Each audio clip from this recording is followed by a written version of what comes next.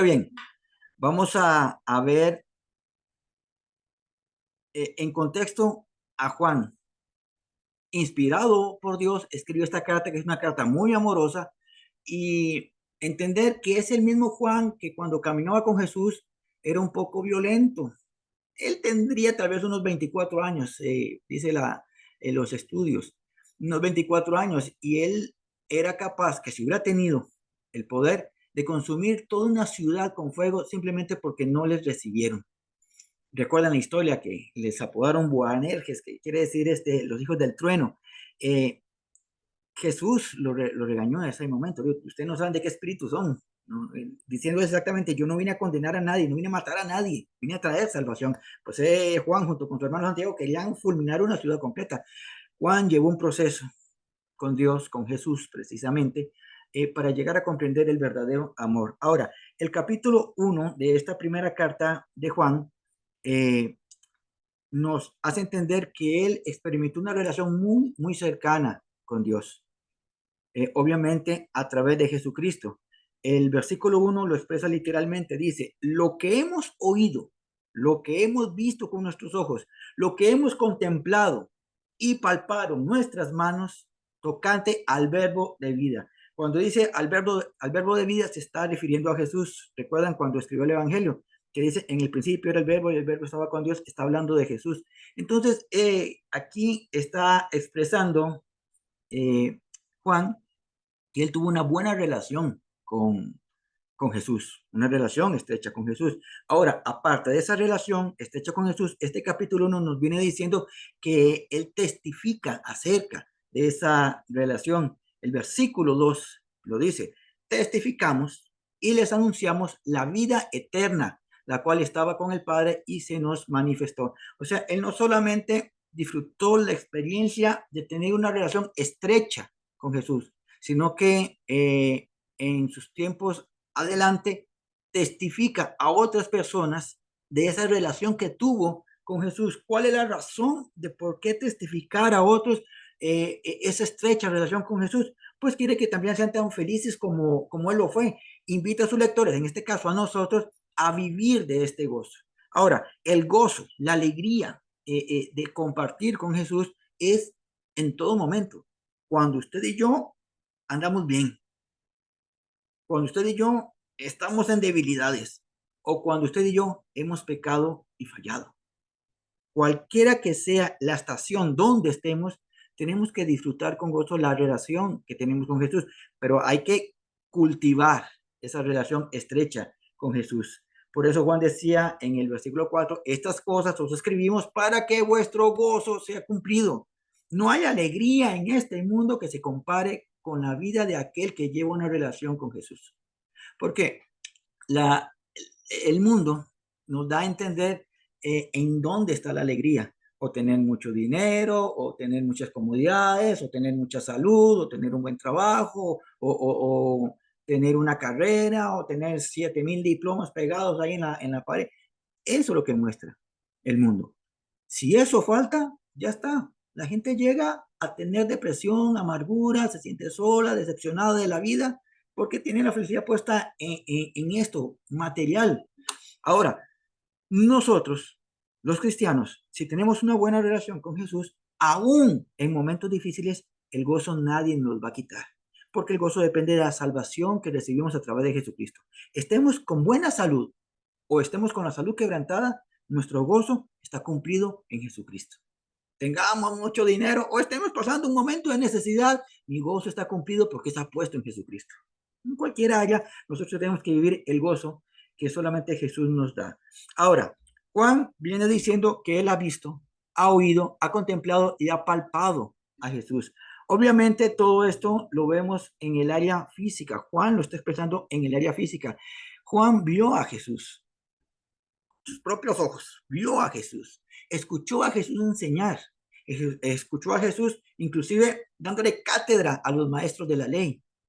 Juan contempló a Jesús haciendo milagros, sanando personas, multiplicando alimentos, resucitando muertos. Juan contempló a Jesús en todo su esplendor y definitivamente palpó a Jesús. Recuerdan que Juan se le recostaba en el pecho a Jesús.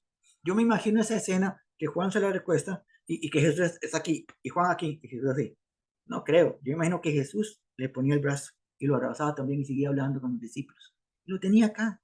Él sentía el amor de Jesús y Jesús sentía el amor de Juan hacia él. Esto era en el área física. Juan lleva esto del área física al área espiritual, porque usted y yo no hemos visto físicamente a Jesús. Usted y yo no hemos oído a Jesús así de forma audible, de esa forma clara como hablamos usted y yo. Nosotros no hemos contemplado a Jesús haciendo milagros en forma física, ¿no? Ni lo hemos palpado. Usted y yo experimentamos esto que experimentó Juan en la forma física en el área espiritual. Entonces, a nosotros nos corresponde llevar esta experiencia espiritual en una buena relación estrecha con Jesús al mundo físico. ¿Por qué? Porque usted y yo tenemos que decir que vemos a Dios en todo lo que nos rodea. Vemos el cielo. Ahora venía caminando con mi hijo, con Elías, y ahí vi un celaje maravilloso. Y le decía yo, Elías, eso es arte natural, porque yo veo la gloria de Dios ahí en ese celaje. Era un paisaje maravilloso. ¿Lo he escuchado? Audiblemente no, pero sí lo he escuchado cuando leo su palabra, cuando oigo una canción, una predicación, una enseñanza, cosas que pasan a mi alrededor. Yo oigo a Dios hablando a mi vida. Usted y yo tenemos que pedirle al Espíritu Santo que nos sensibilice de tal manera que podamos escuchar a Dios con todo lo que pasa a nuestro alrededor. ¿Que lo hemos contemplado? Claro que lo hemos contemplado. Hemos visto sanidades milagrosas, hemos visto cómo Dios restaura personas, cómo restaura hogares, hemos visto cómo Dios cambia a las personas, hemos visto la gloria de Dios reflejada en otras personas. Inclusive cuando vamos al culto contemplamos la gloria de Dios, cuando alabamos, adoramos y estamos en un ambiente que desearíamos que no termine. A veces los martes el pastor ha dicho esta frase, cuando estaba ministrando la adoración, todos decimos, quisiera que este tiempo no terminara, porque son momentos tan maravillosos que vivimos ahí como una intimidad en conjunto y estamos contemplando la gloria de Dios del mundo espiritual, trayéndolo al mundo físico y palpado. Eso es porque usted y yo hemos experimentado el amor de Dios, del espiritual al físico. Difícilmente, mi amado, cuando tenemos una estrecha relación con Jesús, como la tuvo Juan en lo físico, pero nosotros en el área espiritual, difícilmente vamos a resentirnos con Dios, con Jesús, o vamos a decir, Señor, no te entiendo, no te comprendo, porque entendemos que todo lo que pasa a nuestro alrededor y todo lo que pasa en nosotros tiene un propósito específico de parte de Dios para nuestra vida. Inclusive, óigame esto, inclusive cuando hemos pecado, sentimos el amor de Dios ahí, porque Él nos va a corregir. Y a veces duele la corrección, pero siempre lo hará con amor. Entonces, en cualquier momento podemos palpar en el área espiritual que traemos al mundo físico el amor de Dios. Entonces yo no me resiento, no me enojo con Dios, no peleo con Él, no. Yo entiendo, todas las cosas ayudan bien para los que aman a Dios. Yo amo a Dios, usted ama a Dios. Entonces entendemos que ese contexto espiritual lo tenemos que transportar al mundo físico, porque no es eso. Voy a hacer una crítica. No es eso de que yo alabo a Dios con el espíritu. Es que yo escucho esa frase y usted lo ve. Hablemos, ok, en el tiempo de la música. La música está dándole full, pero genial, maravilloso. Suena lindísimo eso, pero uno no va por la música en sí, ni por el ritmo, ni por la emoción de la canción. Uno va porque en ese momento está alabando a Dios con la música y se mueve, canta, aplauda y todo. Y lo estoy hablando con el espíritu, sí, pero el cuerpo se va a lo físico, de lo espiritual a lo físico, alabo a Dios. Está la música y es que yo alabo a Dios con el espíritu. Upa, algo está faltando ahí, porque de lo espiritual lo traemos a lo físico, sino cómo la gente va a saber que usted y yo somos cristianos si parecemos de la secreta, haciendo cosas o no haciendo cosas que nada nos identifica como cristianos. Es muy complicado que alguien sepa que usted y yo somos cristianos si no tenemos hábitos que la gente nota, no para que nos vean, sino que ya son hábitos nuestros que la gente ve que dice definitivamente este es cristiano. Como lo clásico que les digo yo cuando vamos a comer, a almorzar entre los compañeros. ¿por qué no voy a orar yo? Porque estoy entre un montón de gente que no es cristiana. Oro. ¿Qué va a decir esa persona? De esos cristianitos. Está bien, soy de esos cristianitos. Pero yo tengo mi hábito de orar antes de comer. Entonces, de lo espiritual lo traemos a lo físico y la gente lo tiene que notar. No estamos para que lo noten, para que nos vean a nosotros, sino para que vean a Jesucristo reflejado en nosotros. Este recuadro, para que lo vean ahí, debemos crear una relación tan estrecha con Dios que lo que pasa en el mundo físico lo entendamos en el mundo espiritual. Su voluntad y soberanía está sobre nosotros.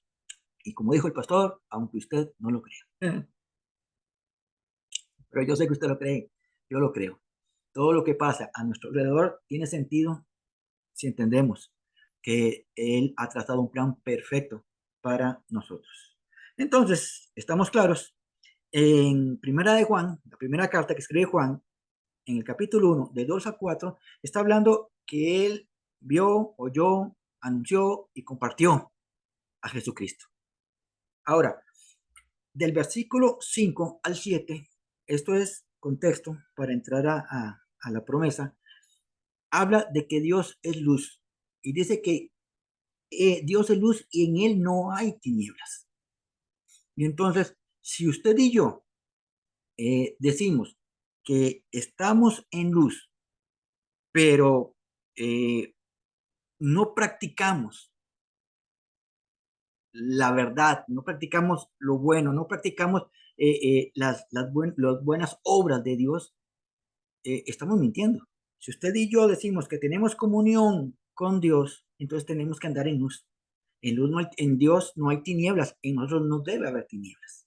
Y dice que si hay comunión unos con otros, la sangre de Cristo que viene ahí nos limpia de todo pecado. La comunión y el pecado no coinciden.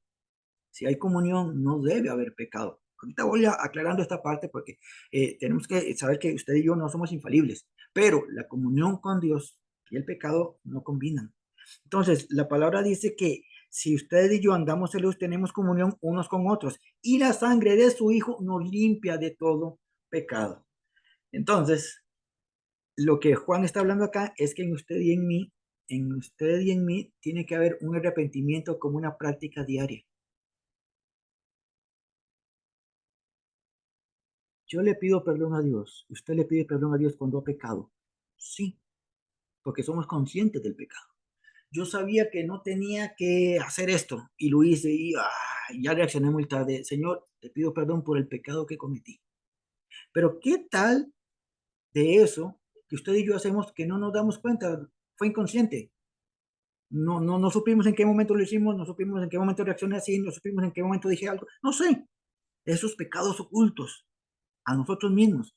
Entonces, una práctica diaria, lo hemos dicho muchas veces acá, es que antes de dormir, antes de acostarnos, no se olvide decirle al Señor, perdona todos mis pecados. Aunque usted diga, hoy me siento como una blanca paloma, hoy no caminé, floté, andaba pero espiritualísimo. Aún así, cuando llegamos a casa y ya vamos a acostarnos a dormir, Señor, perdona todos mis pecados, los que hice conscientemente y los que hice inconscientemente. Perdona todos mis pecados. Y es una práctica diaria lo que debemos tener usted y yo. Ese arrepentimiento continuo. Porque si alguien dice que no ha pecado, dice el texto en el versículo 8 que hacemos, nos hacemos mentirosos delante de Dios. El versículo 8 dice, si decimos que no tenemos pecado, nos engañamos a nosotros mismos y la verdad no está en nosotros. Quiero que analice esto. Si decimos que no tenemos pecado, nos engañamos a nosotros mismos.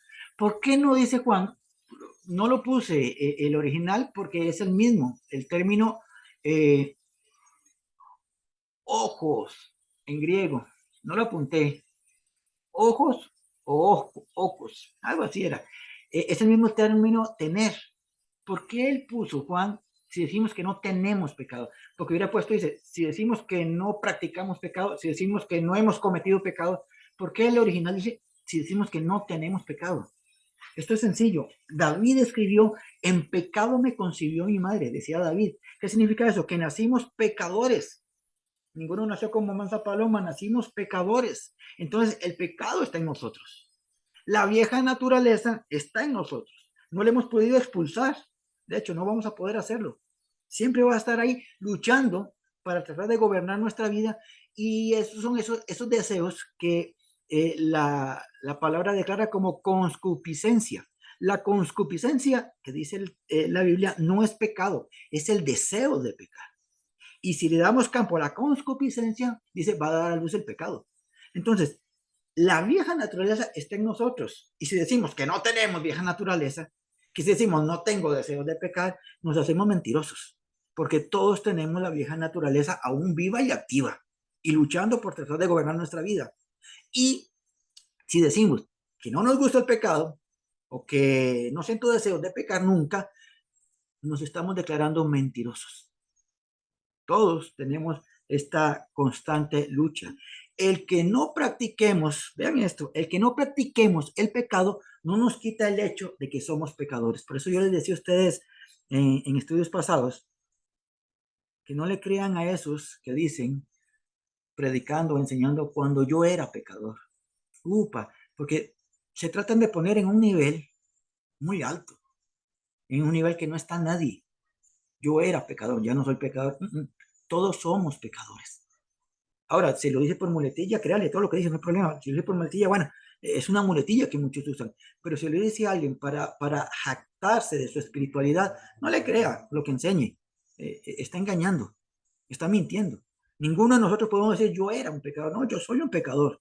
La diferencia es que soy un pecador redimido por la sangre de Cristo. Y ahora no practico el pecado, lucho contra el pecado.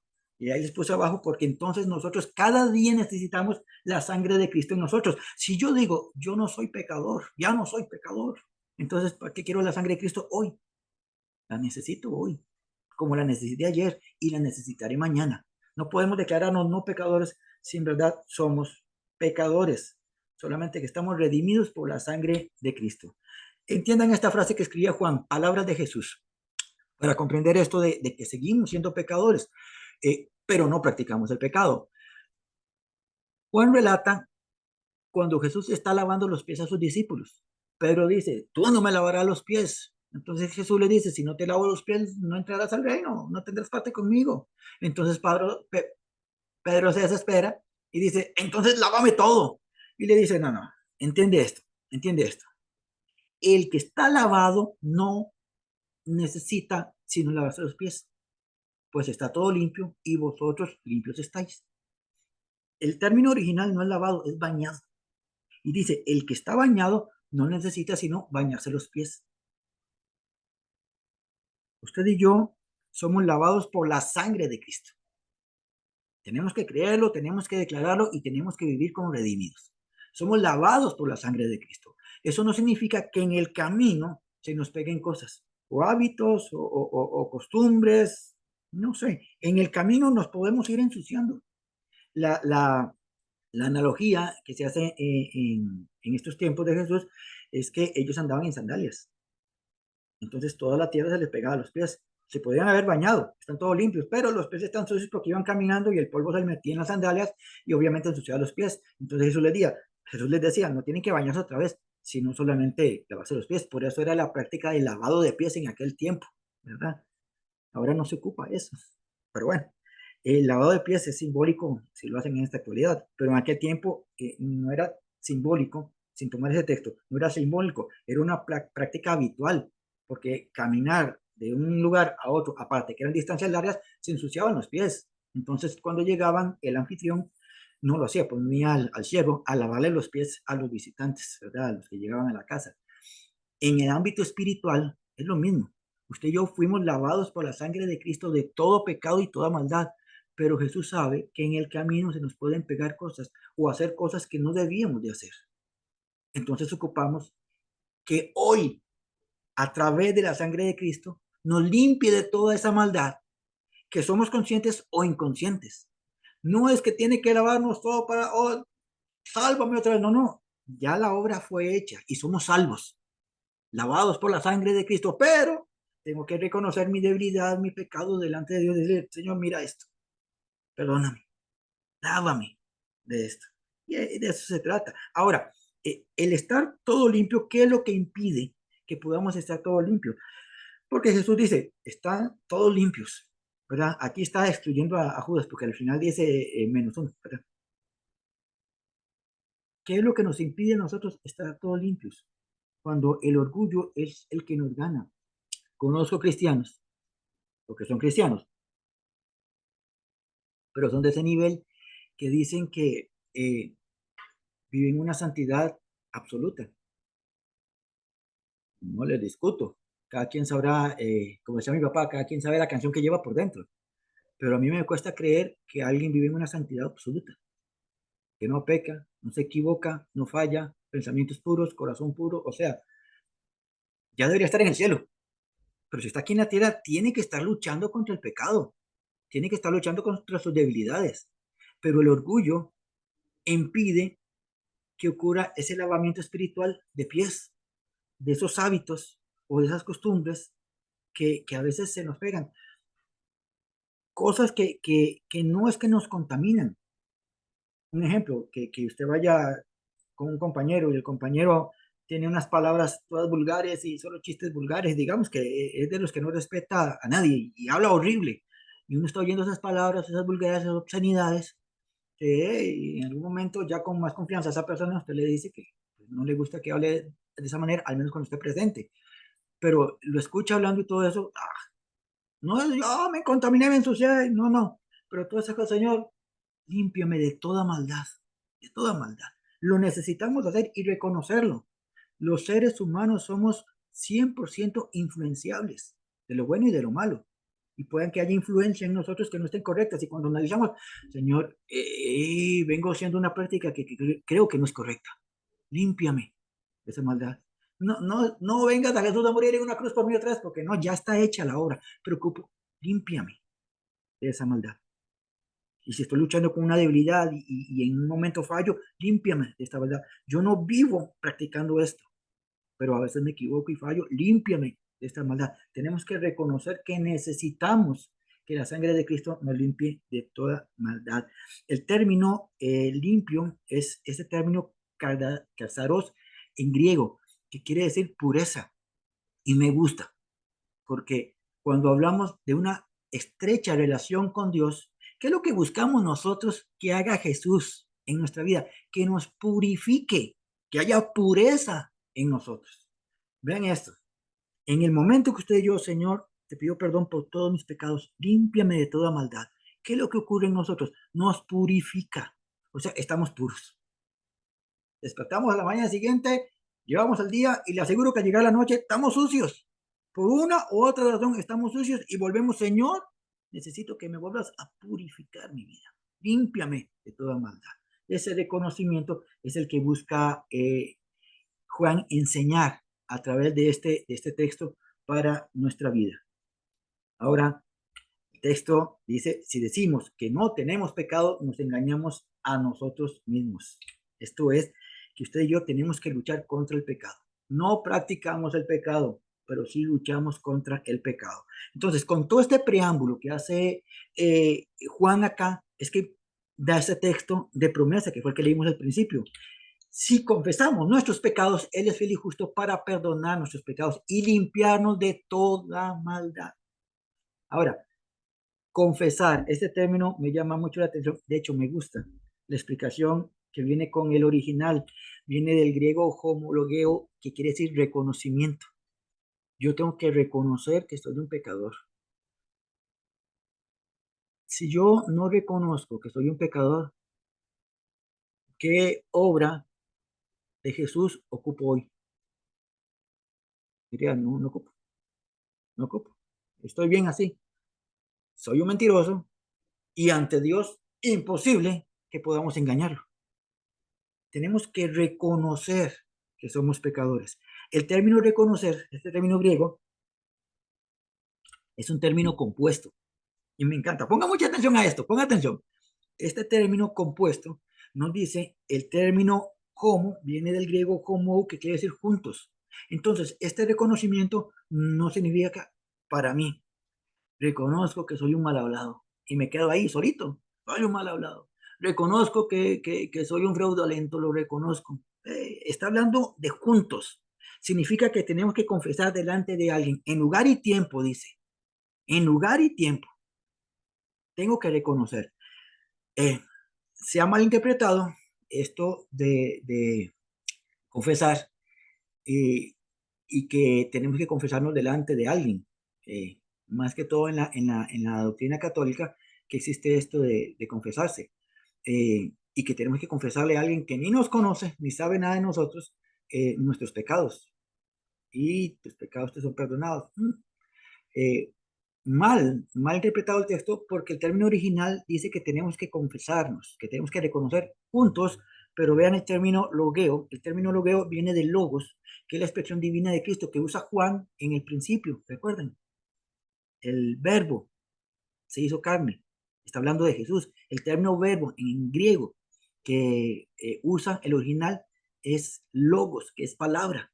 Entonces, ese mismo término de Jesucristo es el que está utilizando acá como logeo en reconocimiento. O sea, que usted y yo confesamos en lugar y tiempo nuestros pecados delante de Cristo, juntos, Él y yo.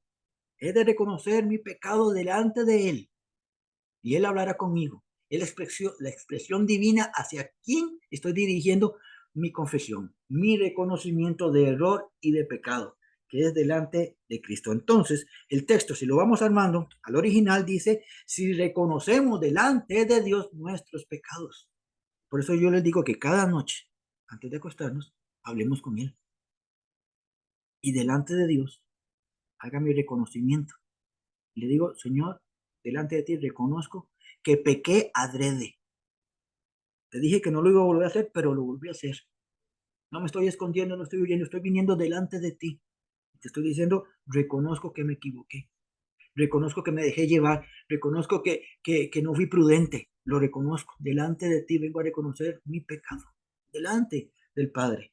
Entonces dice que si reconocemos delante de Dios nuestros pecados, Él es fiel y justo. Vean, amaditos, la expresión, la expresión de Juan al hablar de Jesús definitivamente habla de una relación estrecha, porque dice Él es fiel y justo. Obviamente no está hablando de nosotros, porque no somos fieles, justos menos, pero sí somos justificados delante del Padre a través de Jesucristo. Entonces, cuando dice que es fiel y justo, está hablando de la obra de Jesús, porque Jesús fue fiel, es fiel y seguirá siendo fiel. Jesús fue justo, es justo y seguirá siendo justo. Desde su nacimiento hasta su muerte en la cruz, su resurrección y hasta nuestros días. Se los pongo en este recuadro. Jesús fue fiel desde su nacimiento hasta la muerte, al plan trazado por el Padre. Y ojo, que en un momento Jesús dijo, si puedes, bueno, cuando estaba joven, dijo, vean que si fue fiel a todo el plan. Cuando estaba joven y lo andaban buscando, pues estaba perdido el niño Jesús, ¿qué fue lo que dijo? En los negocios de mi Padre me es necesario estar. Soy fiel al plan trazado por mi Padre. Cuando estaba a punto de ser arrestado, él dijo, si puedes, pasa de mí esta copa, pero no se haga mi voluntad, sino una tuya. Se mantiene fiel al plan del Padre. Muere en una cruz, es sepultado, resucita, se va al cielo y aún se mantiene fiel. Mateo 28:20, ustedes lo conocen. Y estaré con ustedes todos los días hasta el fin del mundo. Dígame si esto no es fidelidad. Si se tratara de mí, conmigo mismo, yo me hubiera abandonado hace tiempo. Yo no, con este no puedo, no lo logro. Jamás.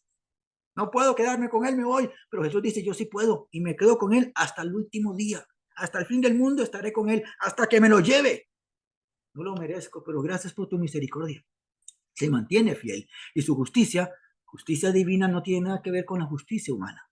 Esa justicia divina es ese plan que se cumple en nosotros a través de Jesucristo. Dice Pablo en a la iglesia de Roma, si confesares con tu boca, oigan, por eso no se vale ser cristiano de secreto. Va a la iglesia, canta, alaba y adora en la iglesia, pero afuera nadie sabe que es cristiano. Ojo lo que dice acá Romanos 10:9. Si confesares con tu boca que Jesús es el Señor y creyeres con el corazón, tampoco significa que voy a andar diciendo que soy cristiano, pero hago lo que me da la gana. Todo el mundo sabe que yo he dicho que soy cristiano, pero le ven la vida y dicen, ah, o son de los que aplauden, no, yo quiero ser cristiano como él, ¿verdad? Qué bonito, que hace un montón de locuras, pero es cristiano, va a la iglesia. Nada. Dice, si confesares con tu boca que Jesús es el Señor y creyeres con el corazón que Dios le levantó de los muertos, ahí está. ¿Qué dice? Serás salvo. Serás salvo. Esto es justicia divina, no humana. Esto es misericordia y gracia sobre nosotros. Dígame, ¿quién de nosotros merece ser salvado? Ninguno. Ninguno merece ser salvado. No merecemos la salvación. Esto es gracia y misericordia, justicia divina. Porque si confiesas con tu boca y crees con el corazón en Jesús, o sea, hechos, palabras, pero también sinceridad, eres salvo. ¿Y se cumple? Sí, claro que se cumple. Se cumple la justicia divina. El término confesar, estuvieron ahí. Es el mismo término que usamos, que usó Juan en el texto que estamos viendo. El reconocimiento delante de Dios. Está hablando de sinceridad. Porque usted y yo podemos decirle a todo el mundo que somos cristianos, pero a Dios no se le escapa el asunto de la sinceridad con que estás viviendo, como estoy yo viviendo. Yo soy cristiano, voy a la iglesia, es más, los invito a la iglesia, estoy cumpliendo la obra de Dios. Y Dios se me queda viendo el corazón. Decir y hacer son dos cosas muy separadas y muy diferentes. Entonces no se trata simplemente de decir que lo soy, es que sinceramente reconozco delante de Dios que he recibido a Jesucristo en mi corazón y entonces mi accionar de vida demuestran al exterior y a Dios que verdaderamente he aceptado a Jesús que gobierne en mi vida. Por eso soy salvo. ¿Lo merezco? No, soy salvo por la justicia divina. Entonces, vamos al texto. Si reconocemos delante de Dios nuestros pecados por la obra de Jesucristo, habrá perdón para nuestros pecados y limpieza de nuestra maldad. El término limpia aquí está conjugado, que lo vimos ahora al principio, está hablando de hacer puro. Jesús decía, ya están purificados, ¿recuerdan? Y aquí dice hacer puro. ¿Por qué hacer puro? Por la obra que purifica nuestras vidas. ¿Cuál es la obra que nos purificó? La obra de Jesucristo en una cruz por nosotros. ¿Cuál es la obra que nos sigue purificando? Es cuando usted y yo reconocemos delante de Dios nuestros pecados. Y entonces viene a lavarnos los pies. Con su amor, con su gracia, con su perdón, viene a lavarnos los pies. Eres salvo, estás lavado, estás limpio. Estás pidiendo perdón, te ensuciaste los pies, yo te limpio los pies. En el amor de Jesús, la gracia y la misericordia, que me emocione, yo disfruto montones, porque si hay alguien que ha metido la pata y se equivoca cada rato, soy yo. Yo lo he dicho y he sido abierto en esto. Nunca me ven como alguien muy espiritual o que camina por los cielos porque enseño Biblia. Me encanta estudiar la Biblia, me encanta enseñar la Biblia, pero tengo luchas bravas en mi mente, en mi corazón, luchas bravas y que muchas veces he fallado y llego delante de Dios y a veces hasta con lágrimas le pido perdón. ¿Y qué siento? Un garrotazo, ¿no? Siento el abrazo de un padre que sabe amar, que me sabe comprender y que me quiere ayudar. Ese Dios en el que busco tener estrecha relación es el mismo Dios que usted tiene. Y en Él encontramos amor, misericordia y perdón. Y que cada vez que pedimos perdón a Dios, nos purifica. No, no nos abusamos de la gracia. Tengan clarito, esto lo dijo mi esposa una vez y se me quedó pegado en la mente, grabada en el corazón. Mi esposita dijo, disfruten de la gracia. Decía, creo que era una enseñanza, una predicación, no me acuerdo. Disfruten de la gracia, pero no abusen de la gracia. Porque Dios no está obligado a perdonarnos. Dios no está obligado a limpiar nuestra maldad. Esto es gracia, que usted y yo acudimos porque nos urge que Él limpie nuestra vida. Cada día, todos los días, que limpie nuestra vida. Entonces voy, pido perdón y disfruto la gracia. No es que voy a pecar y pues sí, yo le pido perdón y me va a perdonar. Esto es jugar con la gracia, mi amado, y les aseguro que no trae buenos resultados. Ningún buen resultado trae. El cuadro dice, no tengamos temor de confesar delante de Dios nuestros pecados, que su promesa de amor será siempre perdonarnos por la obra de Jesucristo. ¿Qué ve Dios en usted y en mí para perdonarnos? Ve la obra de Jesucristo. Pero si usted y yo pisoteamos la obra de Cristo, ¿qué ve? A un pecador que no se arrepiente. El resultado, se los aseguro. No lo quiero experimentar, pero el resultado es catastrófico. ¿Qué ve Jesús en usted? Cuando usted se ve en el espejo, que está viendo Jesús ahí en ese reflejo. Se ve Jesús ahí. Entonces dice, con razón me ama el Padre, con razón me perdona porque mi reflejo es Jesucristo. Estoy disfrutando de la gracia, no abusando de ella. Muy bien, entonces el texto. Si reconocemos delante de Dios nuestros pecados por la obra de Jesucristo, perdonará nuestros pecados y nos purificará de toda maldad. Purificarnos de toda maldad, nos vuelve a poner puros. Esto es lo que yo siempre me lo imagino. En algún lado lo escuché seguro y siempre me lo imagino. Cuando yo le pido perdón a Dios, Él me pone una ropa, una camisa, todo lo contrario a esta, una camisa blanca, un pantalón blanco, unas medias blancas. Me deja todo blanquito, me deja todo limpio. Cada vez que le pido perdón, me purificó. No tengo mancha alguna. Si usted coge yo soy un toque delicado. Yo tengo una camisa y le veo una manchita acá, pequeñita, la vea, y si yo ya la noté, yo me siento incómodo, me siento como, me tengo que cambiar y difícilmente, si esa mancha no se quita, difícilmente me vuelvo a poner la camisa. Así tiene que ser nuestra vida. Veanos limpios por la obra de Jesucristo, purificados por su sangre. Pero en el transcurso de la vida, una manchita. ¿Voy a qué? A que me quite esta camisa y me ponga otra blanca. Eso es lo que usted y yo tenemos que tener como práctica diaria. Ese arrepentimiento, esa confesión delante de Dios, recibir su perdón y su gracia para estar siempre purificados. Tenemos que ir todos los días a que nos lave los pies, es necesario que lo hagamos. Ahora, el término maldad es un término que en griego es una palabra que usted y yo conocemos muy clara. Le hemos repetido mucho, le hemos oído, tal vez no le hemos comprendido exactamente, pero es esto. Significa iniquidad. El término original de maldad en el texto griego es adikia, que quiere decir iniquidad. Y cuando habla iniquidad, el griego no habla de maldad solamente, habla de gran maldad. ¿Cuál es la gran maldad? El pecado. Y no tiene tamaño para Dios. Nosotros sí la cuantificamos, ¿verdad? Para nosotros es un pecado esto, oh, ese pecado, ¿qué es un pecado? No, este es un pecado chiquitito. El pecado chiquitito, el pecado que vemos allá para Dios es pecado. Es gran maldad en nosotros y eso es lo que hay en nuestra vida, gran maldad. Cuando usted y yo pecamos, no cuantifica el tamaño del pecado, porque seamos honestos, lo cuantificamos. Si yo, de ahí, a propósito le quité un lapicero a un compañero que se diera cuenta porque lo ocupaba, y no lo devolví, me lo dejé. Es un lapicero. Llegamos delante de Dios llorando. Señor, perdona lo que hice, me llevo un lapicero y no debí de hacerlo. Mañana voy donde el compañero y me disculpe, le devuelvo el lapicero. Dame fuerza, Señor, y límpiame de esta iniquidad. No lo hacemos. Tenemos que hacer algo muy grave a nuestros ojos para llegar delante de Dios y rogar por el perdón. ¿Por qué nosotros cuantificamos el pecado? Por nuestra humanidad. Pero para Dios, dice literalmente que tanto peca el que miente como el que es idólatra. Dijo alguien, tanto peca el que, ¿cómo es el que mata como el que presta el cuchillo? Algo así.